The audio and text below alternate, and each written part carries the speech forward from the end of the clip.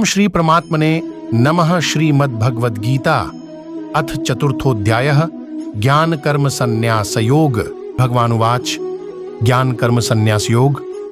श्री भगवान ने कहा, मैंने इस अविनाशी योग विधा का उपदेश सृष्टि के आरंभ में विवस्वान सूर्य देव को दिया था। विवस्वान ने यह उपदेश अपने पुत्र मनुष्यों के जन्मदाता मनु को दिया और मनु ने यह उपदेश अपने पुत्र राजा इक्ष्वाकु को दिया। हे परंतप अर्जुन, इस प्रकार गुरु शिष्य परंपरा से प्राप्त इस विज्ञान सहित ज्ञान को राज अर्षियों ने विधिपूर्वक समझा, किंतु समय के प्रभाव से वह परम श्रेष्ठ विज्ञान सहित ज्ञान इस संसार से प्राय छिन्न भिन्न होकर नष्ट हो गया। आज मेरे द्वारा वही यह प्राचीन योग आत्मा का परमात्मा से मिलन का विज्ञान तुझसे कहा जा रहा है, क्योंकि तू मेरा भक्त और प्रिय मित्र भी है। अथ तू ही इस उत्तम रहस्य को समझ सकता है।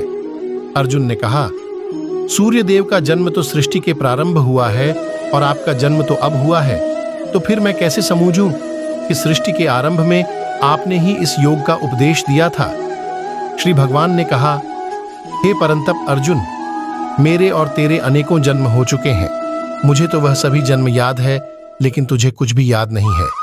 यद्यपि मैं अजन्मा और अविनाशी समस्त जीवात्माओं का परमेश्वर स्वामी होते हुए भी अपनी अपरा प्रकृति महामाया को अधीन करके अपनी परा प्रकृति योग माया से प्रकट होता हूँ। हे भारत, जब भी और जहां भी धर्म की हानि होती है और अधर्म की वृद्धि होती है, तब मैं अपने स्वरूप को प्रकट करता हूँ। भक्तों का उद्धार करने के लिए, दुष्टों का संपूर्ण विनाश करने के लिए तथा धर्म की फिर से स्थापना करने के लिए मैं प्रत्येक युग में प्रकट होता हूँ। हे अर्जुन, मेरे जन्म और कर्म दिव्य अलौकिक हैं। इस प्रकार जो कोई वास्तविक स्वरूप से मुझे जानता है, वह शरीर को त्याग कर इस संसार में फिर से जन्म को प्राप्त नहीं होता है, बल्कि मुझे अर्थात मेरे सनातन धाम को प्राप्त होता है। आसक्ति, भय तथा क्रोध से सर्वथा मुक्त होकर अनन्य भाव, शुद्ध भक्ति भाव से मेरी शरणागत होकर बहुत से मनुष्य मेरे इस ज्ञान से पवित्र होकर तप द्वारा मुझे अपने भाव से मेरे भाव को प्राप्त कर चुके हैं। हे प्रथापुत्र, जो मनुष्य जिस भाव से मेरी शरण ग्रहण करता है, मैं भी उसी भाव के अनुरूप उनको फल देता हूं। प्रत्येक मनुष्य सभी प्रकार से मेरे ही पथ का अनुगमन करते हैं। इस संसार में मनुष्य फल की इच्छा से सकाम कर्म यज्ञ करते हैं और फल की प्राप्ति के लिए वह देवताओं की पूजा करते हैं। उन मनुष्यों को उन कर्मों का फल इसी संसार में निश्चित रूप से शीघ्र प्राप्त हो जाता है। प्रकृति के 3 गुणों सत, रज, तम के आधार पर कर्म को 4 विभागों ब्राह्मण, क्षत्रिय, वैश्य और शूद्र में मेरे द्वारा रचा गया। इस प्रकार मानव समाज की कभी न बदलने वाली व्यवस्था का कर्ता होने पर भी तू मुझे अकर्ता ही समझ। कर्म के फल में मेरी आसक्ति न होने के कारण कर्म मेरे लिए बंधन उत्पन्न नहीं कर पाते हैं। इस प्रकार से जो मुझे जान लेता है, उस मनुष्य के कर्म भी उसके लिए कभी बंधन उत्पन्न नहीं करते हैं। पूर्व समय में भी सभी प्रकार के कर्म बंधन से मुक्त होने की इच्छा वाले मनुष्यों ने मेरी इस दिव्य प्रकृति को समझकर कर्तव्य कर्म करके मोक्ष की प्राप्ति की। इसलिए तू भी उन्हीं का अनुसरण करके अपने कर्तव्य का पालन कर। कर्म क्या है और अकर्म क्या है, इस विषय में बड़े से बड़े बुद्धिमान मनुष्य भी मोहग्रस्त रहते हैं। इसलिए उन कर्म को मैं तुझे भली भांति समझाकर कहूंगा, जिसे जानकर तू संसार के कर्म बंधन से मुक्त हो सकेगा। कर्म को भी समझना चाहिए तथा अकर्म को भी समझना चाहिए और विकर्म को भी समझना चाहिए, क्योंकि कर्म की सूक्ष्मता को समझना अत्यंत कठिन है। जो मनुष्य कर्म में अकर्म शरीर को कर्ता न समझकर आत्मा को कर्ता देखता है, और जो मनुष्य अकर्म में कर्म आत्मा को कर्ता न समझकर प्रकृति को कर्ता देखता है, वह मनुष्यों में बुद्धिमान है। और वह मनुष्य समस्त कर्मों को करते हुए भी सांसारिक कर्म फलों से मुक्त रहता है। जिस मनुष्य के निश्चय किए हुए सभी कार्य बिना फल की इच्छा के पूरी लगन से संपन्न होते हैं तथा जिसके सभी कर्म ज्ञान रूपी अग्नि में भस्म हो गए हैं, बुद्धिमान लोग उस महापुरुष को पूर्ण ज्ञानी कहते हैं। जो मनुष्य अपने सभी कर्म फलों की आसक्ति का त्याग करके सदैव संतुष्ट तथा स्वतंत्र रहकर कार्यों में पूर्ण व्यस्त होते हुए भी वह मनुष्य निश्चित रूप से कुछ भी नहीं करता है। जिस मनुष्य ने सभी प्रकार के कर्म फलों की आसक्ति और सभी प्रकार की संपत्ति के स्वामित्व का त्याग कर दिया है, ऐसा शुद्ध मन तथा स्थिर बुद्धि वाला केवल शरीर निर्वाह के लिए कर्म करता हुआ कभी पाप रूपी फलों को प्राप्त नहीं होता है। जो मनुष्य स्वत प्राप्त होने वाले लाभ से संतुष्ट रहता है, जो सभी द्वंद्वों से मुक्त और किसी से ईर्ष्या नहीं करता है, जो सफलता और असफलता में स्थिर रहता है, यद्यपि सभी प्रकार के कर्म करता हुआ कभी बंधता नहीं है, प्रकृति के गुणों से मुक्त हुआ तथा ब्रह्म ज्ञान में पूर्ण रूप से स्थित और अच्छी प्रकार से कर्म का आचरण करने वाले मनुष्य के सभी कर्म ज्ञान रूप ब्रह्म में पूर्ण रूप से विलीन हो जाते हैं।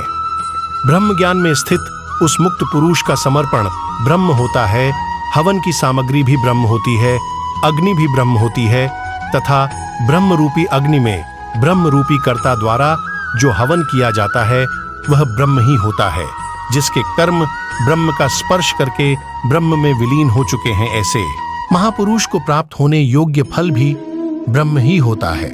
कुछ मनुष्य अनेक प्रकार के यज्ञों द्वारा देवताओं की भली भांति पूजा करते हैं और इस प्रकार कुछ मनुष्य परमात्मा रूपी अग्नि में ध्यान रूपी यज्ञ द्वारा यज्ञ का अनुष्ठान करते हैं।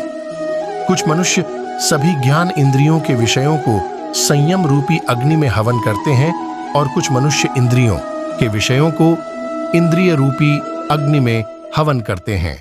कुछ मनुष्य सभी इंद्रियों को वश में करके प्राण वायु के कार्यों को मन के संयम द्वारा आत्मा को जानने की इच्छा से आत्मयोग रूपी अग्नि में हवन करते हैं। कुछ मनुष्य धन संपत्ति के दान द्वारा, कुछ मनुष्य तपस्या द्वारा और कुछ मनुष्य अष्टांग योग के अभ्यास द्वारा यज्ञ करते हैं। कुछ अन्य मनुष्य वेद शास्त्रों का अध्ययन करके ज्ञान में निपुण होकर और कुछ मनुष्य कठिन व्रत धारण करके यज्ञ करते हैं। बहुत से मनुष्य अपान वायु में प्राण वायु का, उसी प्रकार प्राण वायु में अपान वायु का हवन करते हैं तथा अन्य मनुष्य प्राण वायु और अपान वायु की गति को रोककर समाधि में प्रवृत्त होते हैं। कुछ मनुष्य भोजन को कम करके प्राण वायु को प्राण वायु में ही हवन किया करते हैं। ये सभी यज्ञ करने वाले यज्ञों का अर्थ जानने के कारण सभी पाप कर्मों से मुक्त हो जाते हैं। हे कुरुश्रेष्ठ अर्जुन, यज्ञों के फल रूपी अमृत को छककर यह सभी योगी सनातन परब्रह्म परमात्मा को प्राप्त होते हैं और यज्ञ को न करने वाले मनुष्य तो इस जीवन में भी सुखपूर्वक नहीं रह सकते हैं, तो फिर अगले जीवन में कैसे सुख को प्राप्त हो सकते हैं। इसी प्रकार और भी अनेकों प्रकार के यज्ञ वेदों की वाणी में विस्तार से कहे गए हैं। इस तरह उन सबको कर्म से उत्पन्न होने वाले जानकर तू कर्म बंधन से हमेशा के लिए मुक्त हो जाएगा। हे परंतप अर्जुन, धन संपदा के द्वारा किए जाने वाले यज्ञ की अपेक्षा ज्ञान यज्ञ अत्यंत श्रेष्ठ है तथा सभी प्रकार के कर्म ब्रह्म ज्ञान में पूर्ण रूप से समाप्त हो जाते हैं।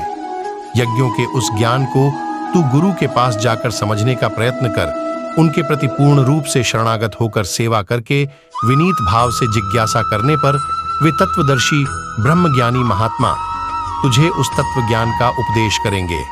हे पांडुपुत्र, उस तत्व ज्ञान को जानकर फिर तू कभी इस प्रकार के मोह को प्राप्त नहीं होगा तथा इस जानकारी के द्वारा आचरण करके तू सभी प्राणियों में अपनी ही आत्मा का प्रसार देखकर मुझ परमात्मा में प्रवेश पा सकेगा। यदि तू सभी पापियों से भी अधिक पाप करने वाला है तो भी तू मेरे ज्ञान रूपी नौका द्वारा निश्चित रूप से सभी प्रकार के पापों से छूटकर संसार रूपी दुख के सागर को पार कर जाएगा। हे अर्जुन, जिस प्रकार अग्नि ईंधन को जलाकर भस्म कर देती है, उसी प्रकार यह ज्ञान रूपी अग्नि सभी सांसारिक कर्म फलों को जलाकर भस्म कर देती है। इस संसार में ज्ञान के समान पवित्र करने वाला निसंदेह कुछ भी नहीं है। इस ज्ञान को तू स्वयं अपने हृदय में योग की पूर्णता के समय अपनी ही आत्मा में अनुभव करेगा।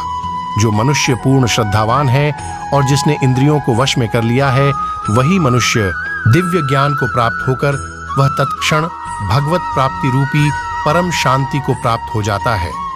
जिस मनुष्य को शास्त्रों का ज्ञान नहीं है, शास्त्रों पर श्रद्धा नहीं है और शास्त्रों को शंका की दृष्टि से देखता है, वह मनुष्य निश्चित रूप से भ्रष्ट हो जाता है। इस प्रकार भ्रष्ट हुआ संशयग्रस्त मनुष्य न तो इस जीवन में और न ही अगले जीवन में सुख को प्राप्त होता है। हे धनंजय, जिस मनुष्य ने अपने समस्त कर्म के फलों का त्याग कर दिया है और जिसके दिव्य ज्ञान द्वारा समस्त संशय मिट गए हैं, ऐसे आत्मपरायण मनुष्य को कर्म कभी नहीं बांधते हैं।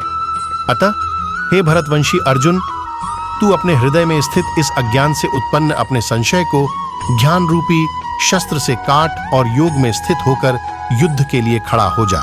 ओम तत्सदिति श्रीमद्भगवद गीता सूपनिषत्सु ब्रह्म विद्यायां योग शास्त्रे श्री कृष्णार्जुन संवादे दिव्य ज्ञान योगो नाम चतुर्थोध्यायः। बो आज के लिए इतना ही, मिलते हैं अगली वीडियो में। राधे राधे।